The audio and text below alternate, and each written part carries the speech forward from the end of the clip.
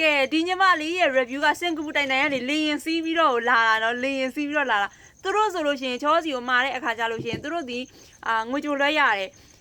နော်အဲ့တော့ငွေကြိုလွှဲရတယ်ရက်ဆောင်ရတယ်နော်အဝေးကြီးပဲ KG ကလည်းထပ်ပေးရတယ်အဲ့လိုတိုင်တိုင်ကနေမှာချောစီကိုမှာတာနော်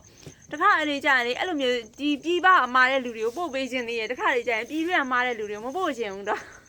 ဘာလို့လဲဆိုတော့ပြည်တွင်းကအဲ့လိုမျိုးငွေကြိုလွှဲပြီးမာတဲ့လူဆိုတက်ကိုဖုန်း16ခေါက်လောက်ဆက်တာအမတင်ပြီးပြီလားအမဘာလုပ်ပြီးပြီလားသူတို့ငွေလွှဲပြီးတဲ့အချိန်ကနေတနားချမ်းတစ်ခါလောက်ဖုန်းခေါ်ခြင်းမအောင်တော့အမငွေလွှဲပြီးပြီလားအမဘာလုပ်ပြီးပြီလားအမဟိုဟာလုပ်ပြီးလားအမဒီဟာတင်ပြီးပြီလား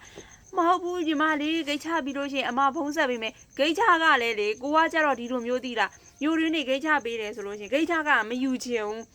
ကိုယ့်ရဲ့ဆိုင်ကနဲ့ကိုစီဖို့ကုန်တယ်သွားပို့တယ်နော်အဲ့တော့ကျတော့အော်ဂိတ်ချ2ထုပ်3ထုပ်လောက်ရှိပြီဆိုလို့ရှိရင်စုပြီးတော့မှပို့လိုက်တယ်ကွာတစ်ခါလေ1ရက်လောက်လေးတော့နောက်ကျသွားပါတော့အဲ့လိုမျိုးဆိုတော့ကျတော့ဟာတစ်ခါလေ1ရက်လောက်နောက်ကျသွားလဲသူတို့တွေကလေပြောလို့ဆိုလို့မပြီးနော်ဖုန်းခေါ်လို့မပြီးအဲ့လိုမျိုးဖြစ်နေကြတချို့ဆိုရင်ငွေတဝက်ပဲလွှဲခြင်းတယ်ဆိုတဲ့လူကရှိသေးတယ်ငွေကတဝက်ပဲလွှဲလိုက်မယ်လေတဝက်ကရောက်မှပေးမယ်ဟောအဲ့ဒါဆိုရင်ဘလို့လုပ်ရမှာ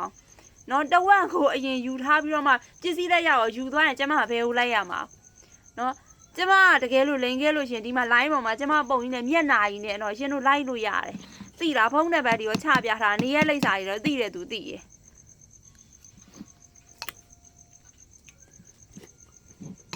အဲ့တော့စိတ်ချငွေကြိုလွှဲမယ်ဆိုစင်ကာပူတိုင်တိုင်မလေးရှားတိုင်တိုင်တွေကနေတော့မှကျမငွေကြိုလွှဲပြီးဝယ်နေကြတာနော် online မှာလောက်လာဆိုလို့ရှင်လဲ3နှစ်ကျော်ပြီနာမည်ပြတစ်ခါမှမရှိခဲ့ဘူး